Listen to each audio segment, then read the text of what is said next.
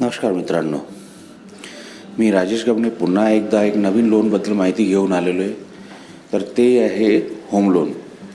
Home लोनबद्दल माहिती सर्वांनाच नसते, कारण की त्या आपल्या होम कन्स्ट्रक्शन किंवा घर बांधणीसाठी लागणाऱ्या किंवा घेण्यासाठी लागण्याच्या गरजा आहेत त्या ते आपलं पर्सनल लोन घेऊन किंवा इतर काही लोन घेऊन ते पूर्ण करत असतात. तर सर्वात महत्त्वाची गोष्ट, हा जर व्हिडिओ सर्वात जास्त लोकांपर्यंत पोहोचवायचा असेल तर माझ्या चॅनलला सबस्क्राईब करा, शेअर करायला विसरू नका, कॉमेंट करा आणि लाईक करा, जेणेकरून जास्तीत जास्त लोकांपर्यंत पोहोचेल आणि व्ह्यूड जे आहे ते मल्टिप्लाय होणार. तर होम लोन नक्की काय असतं? घर खरेदी करण्यासाठी, बांधण्यासाठी किंवा प्लॉट परचेस करून बांधण्यासाठी ज्या लोनची गरज असते ते आहे होम लोन. एक सिंपल आणि सरळ भाषेमध्ये आपण याची डेफिनेशन मांडू शकतो. तर हे होम लोन कोण कोण घेऊ शकतं?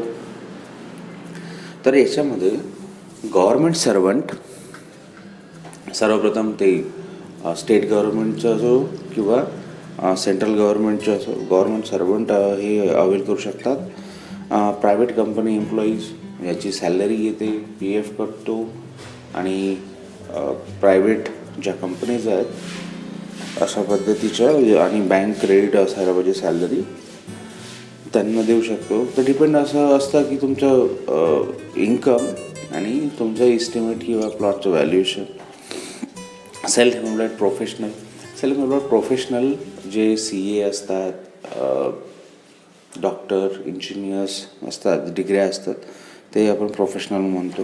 सेल्फ एम्प्लॉईड नॉन प्रोफेशनल जे किराणा दुकान, कपडा दुकान, म्हणजे जसे ज्या व्यवसायासाठी डिग्रीची गरज नाही ते नॉन प्रोफेशनलमध्ये येतात, पण त्याची पूर्ण documentation, shop act licence, food licence किंवा अशा काही गव्हर्मेंट ऑथराईज हे असतात संस्था, तर त्याच्यामार्फत परमिशन्स असणं गरजेचं आहे. ITR पण असणं गरजेचं आहे. तर कोण होम लोन प्रोव्हाइड करतं? होम लोन प्रोव्हायडरमध्ये cooperative societies, cooperative banks, finance companies, private bank, nationalise bank, हे सर्व आपल्याला होम लोन प्रोव्हाइड करू शकतात. तर याच्यामध्ये आपण आता डॉक्युमेंटेशन पार्ट चेक करू. तर सर्वप्रथम येतो नो युअर कस्टमर, म्हणजे KYC मध्ये 4 पॉईंट चेक केले जातात. त्याची आपण आता माहिती घेणार आहोत. सर्वात पहिला फोटो आयडेंटिटी, दुसरा सिग्नेचर प्रूफ, तिसरा एज प्रूफ आणि चौथा ॲड्रेस प्रूफ. फोटो आयडेंटिटीमध्ये काय आपण घेऊ शकतो?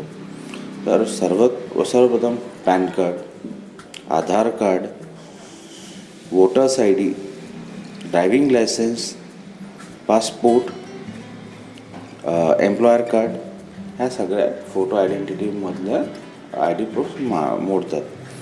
आता आपण एज प्रूफ, सिग्नेचर प्रूफकडे.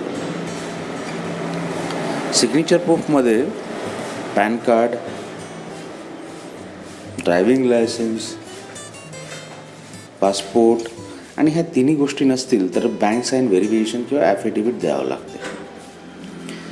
तर बँक साईन व्हेरिफिकेशन एक फॉर्मॅट असतो. अकाउंट असेल तिथनं आपण साईन व्हेरीफाय करून आपण सबमिट करू शकतो. त्याच्यानंतर ॲफिडेविट, तहसीलमधनं ही माझी साईन आहे म्हणून आपण ॲफिडेविट देऊ शकतो. तर हे झालं सिग्नेचर प्रूफबद्दल माहिती. आता जे पाचवं आहे, तिसरं आहे ते एज प्रूफ. तर एज प्रूफमध्ये काय काय आपण घेऊ शकतो?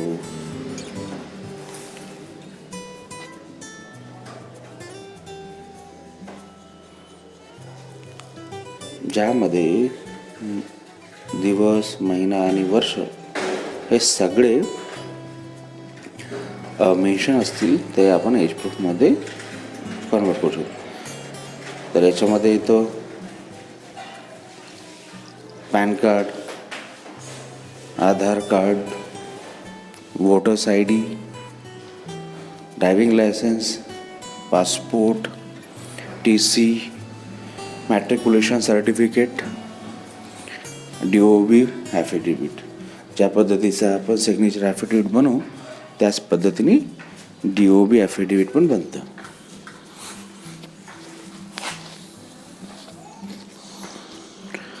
आता चौथा जो आहे तो आहे ॲड्रेस प्रूफ. तर ॲड्रेस प्रूफमध्ये काय आहे ते ज्या डॉक्युमेंटवर गव्हर्मेंट ऑथराईज डॉक्युमेंटवर ॲड्रेस पूर्णपणे मेन्शन असतो, आपला करंट ॲड्रेस असो किंवा परमनंट असो, तर याच्यामध्ये आधार कार्ड येतो, voters ID, electric bill, latest gas receipt, bank passbook, address affidavit, ह्या सर्व डॉक्युमेंट ॲड्रेस प्रूफमध्ये आपण जमा करू शकतो. त्याच्याबरोबर सेल डीड आहे आणि रजिस्टर्ड ॲग्रीमेंट. जर ॲग्रीमेंट रजिस्टर्ड असेल तर आपण ते ॲड्रेस प्रूफमध्ये घेऊ शकतो. आता इन्कम प्रूफ सॅलरीसाठी काय काय असतं. 3 महिन्याची सॅलरी स्लिप, लास्ट 3 वर्षाचं form number 16 part A and part B, appointment letter. जर सरकारी एम्प्लॉई असेल तर एकच अपॉइंटमेंट लेटर सापडेल. जर प्रायव्हेटमध्ये असेल तर स्विच करत असतात जॉब, तर याच्यामध्ये बरेच हे मिळू शकतात अपॉइंटमेंट लेटर, आणि त्याच्याबरोबर रिलीव्ह लेटर पण गरजेचं असते, आणि 3 वर्षाचा विंटेज असणं गरजेचं आहे. 6 महिन्याचं बँक स्टेटमेंट, जर काही लोन अवेलेबल असतील, घेतलेले असतील तर त्याचे लोन स्टेटमेंट. तर हे इन्कम प्रूफमध्ये सॅलराईडमध्ये आपण घेतो. आता आपण जाणूया सेल्फ एम्प्लॉईडमध्ये कुठले कुठले डॉक्युमेंट घेतात इन्कमसाठी. 3 वर्षाचा ITR with profit and loss account, balance sheet, computation of income, shop act licence, Udyam registration, food and drug licence, 1 year current statement, current account statement और सेविंग अकाउंट स्टेटमेंट, अप्लिकंट को applicant दोन्ही, GST registration. जर 50 लाखाच्या वरती जर turnover असेल yearly तर audited balance sheet. ह्या सगळ्या गोष्टी सेल्फ एम्प्लॉईडमध्ये लागणार. आता आपण जाणूया सेल्फ कन्स्ट्रक्शन केसमध्ये प्रॉपर्टी डॉक्युमेंट काय काय लागतात. सर्वात पहिली तर सेल डीड, 7/12, नमुना 8, तलाठी tax paid receipt, sanction layout map, non agricultural order, any order जे आपण म्हणतो, construction permission, sanction building plan.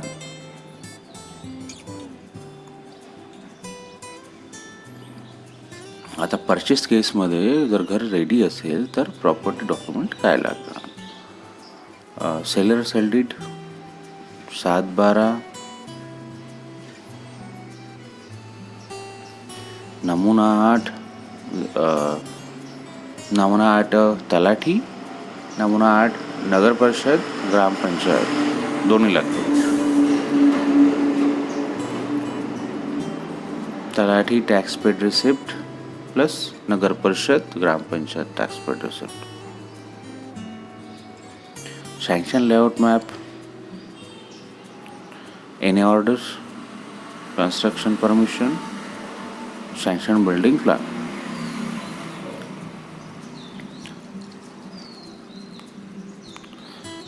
आणि agreement to sale.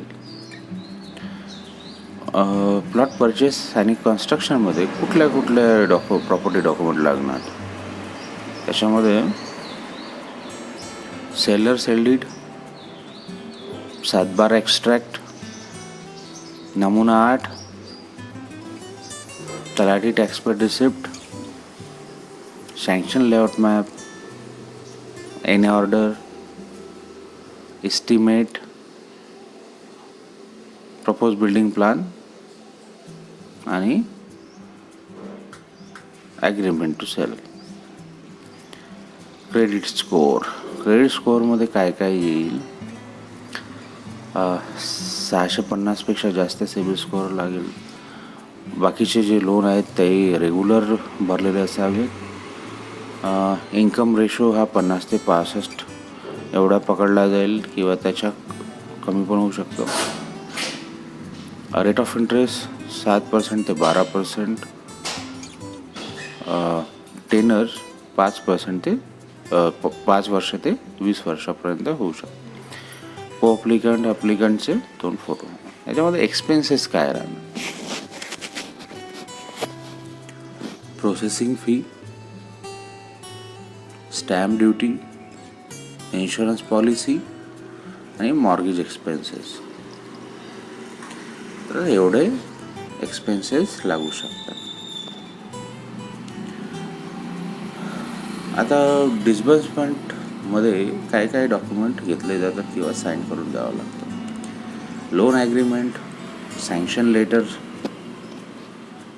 Standing instruction form किंवा NACH form, affidavit, declaration, property insurance, life insurance. एवढे सर्व document sine करून द्यावं लागतं. होम लोनचे ॲडव्हान्टेज काय आहेत?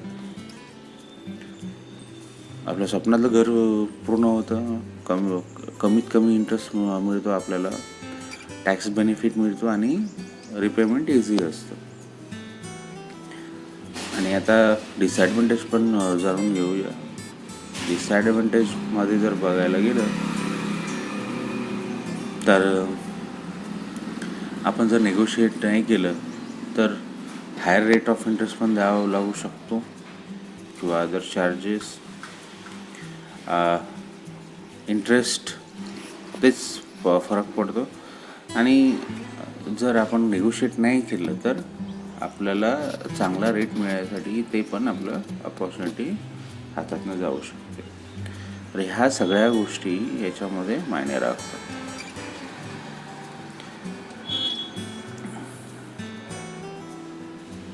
डिसॲडव्हान्टेजपेक्षा या लोनमध्ये ॲडव्हान्टेज चांगले आहे. Stage of disbursement. Self construction केसमध्ये कशा पद्धतीने डिस्बर्समेंट होतं? सर्वात पहिले तर plinth level, lentil level, slab level आणि फिनिशिंग लेवल असे 4 स्टेजवर आपलं डिस्बर्समेंट होतं. आता त्याचबरोबर आपण plot plus construction, plot purchase आणि कन्स्ट्रक्शनसाठी जे डिस्बर्समेंट राहतं ते कशा पद्धतीने होतं? याच्यामध्ये फक्त एक ॲडिशनल ॲड होतो, तो म्हणजे प्लॉट परचेससाठी जो डिस्बर्समेंट राहतं ते, आणि बाकी सगळ्या त्याच आहेत. म्हणजे plinth level, lentil level, slab level आणि फिनिशिंग लेवल. ह्या सगळ्या स्टेजेस याच्यामध्ये पण आहेत.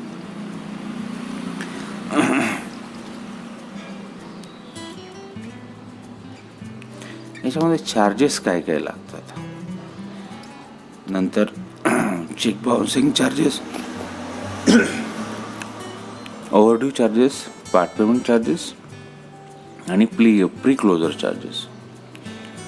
अशा पद्धतीचे 4 प्रकारचे चार्जेस असतात. आणि या लोनमध्ये कुठल्या प्रकारचं आपल्याला मॉर्गेज करून द्यावं लागतं?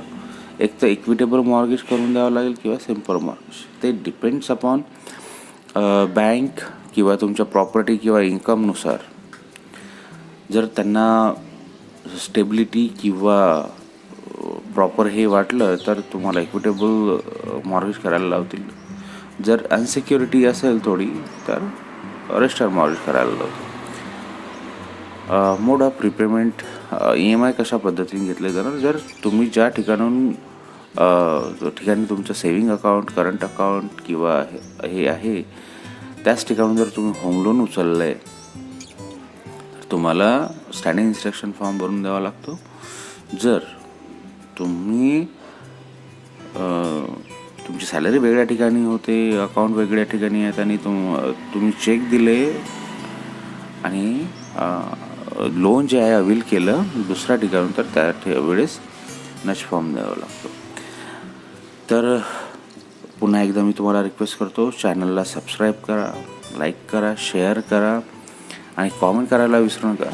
तुमचे सगळे प्रॉब्लेम्स मी तुम्हाला सॉल्व करून देईल आणि ही जे इन्फॉर्मेशन आहे जास्तीत जास्त लोकांपर्यंत पोहोचेल आणि याचा सर्वांना फायदा होईल अशी मी आशा बाळगतो. पुन्हा एकदा तुम्हा सर्वांचा धन्यवाद आणि थँक्यू. याच्यामध्ये कुठल्याही प्रकारच्या तुम्हाला डाऊट्स असणार किंवा काही कमी वाटत असेल तर बिनधास्त शेअर करा, कॉमेंट शेअर करा, जेणेकरून मी तुमचे प्रॉब्लेम्स सॉल्व करून देऊ शकतो.